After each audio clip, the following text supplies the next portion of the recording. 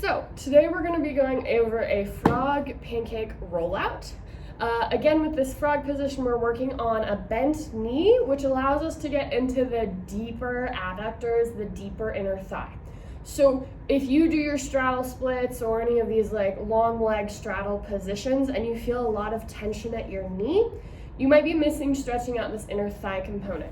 So you're going to need 2 yoga blocks or something that you can use to bolster your knees. And you're going to come into this wide straddle position. And I want you to put the blocks underneath your knees so that you're in sort of this comfy, sort of like bent position. And then I want you to make sure that you aren't like slumped and rounded here. Make sure that you aren't like, right? I really want you to think lifting your tail, arching a little bit through your low back so that you're in this nice straight line.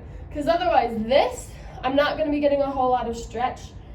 This way, with this anterior tilt, I'm going to be getting more lengthening through my adductors in that inner thigh because they attach to the pelvis. So our pelvic position matters.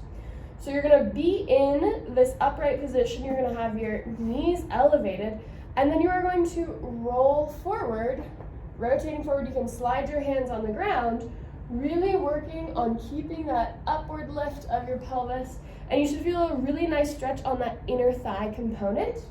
Making sure that you're not cheating and just rounding from your upper back, right? Nothing is happening at my pelvis here. My thighs don't notice the difference. But if I think about lengthening through my low back, I've noticed a much bigger difference. Here's what it looks like from a slightly more forward angle. So again, anteriorly tilting so that my sits bones are on the floor, and then reaching forward, making sure that my feet are not just like chilling there, but I've got some engagement, and I'm lightly externally rotating the hip here as I'm reaching outwards, really feeling the stretch deeper in the inner thigh.